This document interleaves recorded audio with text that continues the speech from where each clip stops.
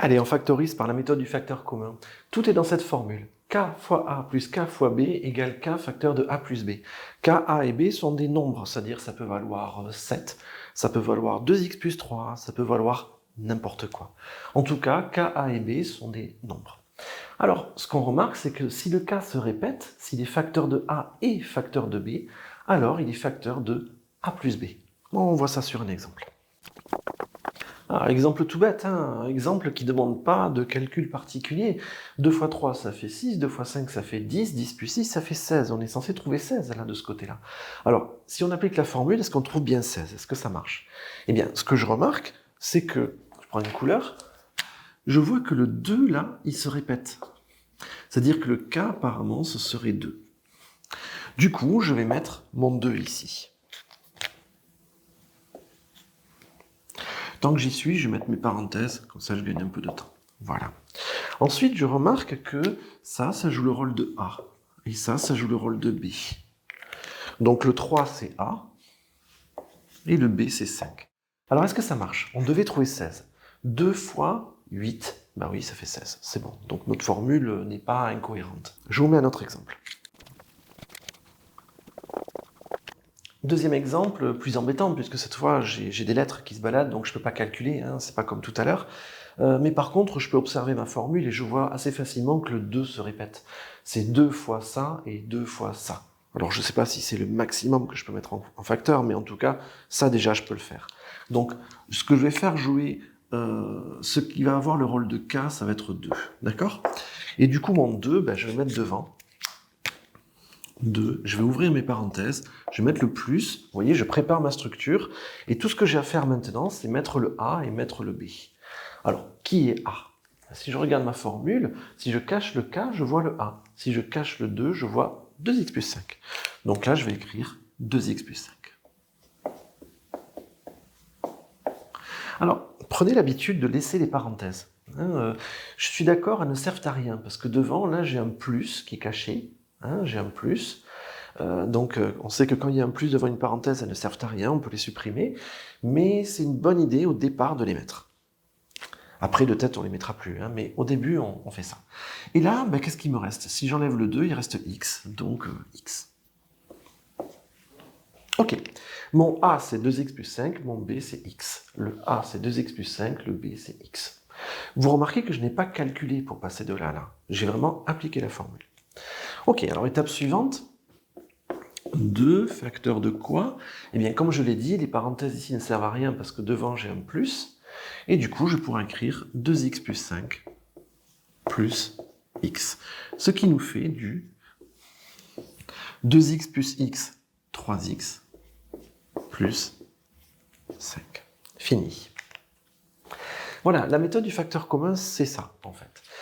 Trouver un facteur en commun, le mettre devant et voir ce qui reste dans la parenthèse. Je mets un deuxième exemple, peut-être un peu plus embêtant. Alors celui-là, il a l'air super simple en fait. 4 signes pour l'écrire, c'est rien quoi. Et en fait, il y a un problème. Alors déjà, le facteur commun, il est évident, c'est 7. Donc je vais écrire 7 facteur de... Et voilà, je commence ma structure. Ensuite, le A. Ben, si jamais je cache le K, je trouve A. Donc je cache le 7, je trouve X. Du coup, mon A, c'est X. Et pour le B, ben, si jamais je cache le K, c'est B. Et là, il n'y a plus rien. Quand je cache le 7, il ne reste plus rien. Et là, comme il ne reste plus rien, il y a beaucoup d'élèves qui ont envie de marquer 0. Sauf que 0, c'est faux. C'est complètement faux. Regardez. Et si j'essayais d'aller dans ce sens-là? Faire la distributivité comme vous faisiez en 5e. K facteur de A plus B, on sait que c'est K fois A. On fait la flèche, la K fois A, ça fait KA. Plus K fois B, ça fait KB. Ça marche, d'accord? On peut faire les flèches K fois A plus K fois B. K fois A plus K fois B. Ça marche. Est-ce que là, ça marche? Eh bien, essayons. 7 fois X, ça fait 7X, ça marche. Mais attention, 7 fois 0, ça fait pas 7. Pour avoir 7, il faudrait écrire 7 fois 1. Et donc, la bonne réponse, c'est 1, en fait. C'est pas 0. Vérification. 7 fois x, ça fait 7x. 7 fois 1, ça fait 7. La bonne réponse est 1. Comment ça se fait qu'on ait du 1 et pas 0? Après tout, il ne reste rien. Oui, mais rien pour la multiplication. Le nombre qui est neutre pour la multiplication, c'est 1. Le nombre qui est neutre pour l'addition, c'est 0. Et là, je ne suis pas en train d'ajouter, je suis en train de faire des multiplications et des divisions. Une autre façon de le voir, ce serait de dire qu'on a divisé par 7. 7x divisé par 7, ça fait x. 7 divisé par 7, ça fait 1. Et donc la bonne réponse, c'est 1. Alors, attention à ce piège, il revient très très souvent. Un autre petit piège, je vous montre. Allez, celui-là. 6x carré plus 15x. Comment faire pour trouver les facteurs communs là-dedans? Bon, déjà, il y a plein d'élèves qui vont dire, monsieur, il y a x. Ouais, d'accord, il y a x, c'est vrai. Mais est-ce qu'on n'a pas plus que x? Par exemple, moi je vois que 6 est dans la table de 3, et je vois que 15 est dans la table de 3. Et du coup, ça me donne des idées. Alors, je vais proposer de développer cette chose-là, regardez. 6x carré, je vais le développer au maximum. 6, je peux l'écrire 2 fois 3. Et x carré, je peux l'écrire x fois x. Moins 15, je peux l'écrire 3 fois 5. X. Est-ce que vous êtes d'accord sur le fait que ces deux choses-là sont égales? 6x carré, 6, 2 fois 3, x carré, x fois x. 15, 3 fois 5, x. C'est la même chose. Maintenant, je vais chercher mes facteurs communs. Eh bien, je me rends compte que x, on l'avait déjà trouvé, est facteur commun, mais je vois aussi que 3 est facteur commun. Autrement dit, le facteur commun maximal, c'est 3x. Donc, je vais l'écrire.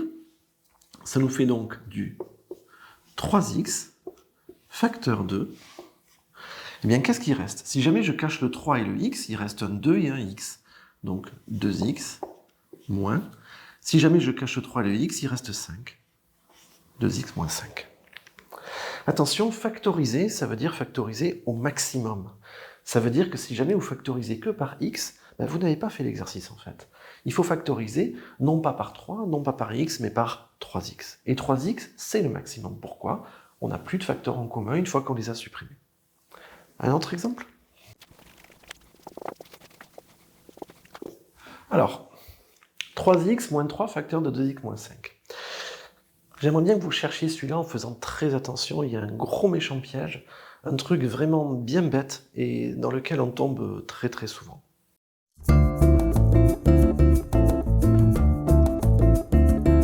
C'est bon? Alors, facteur commun. Facteur commun, ici, c'est évident, c'est 3. Ici, j'ai les facteurs que j'ai, c'est 1, 3, x et 3x. Donc, il n'y a pas le choix, c'est 3.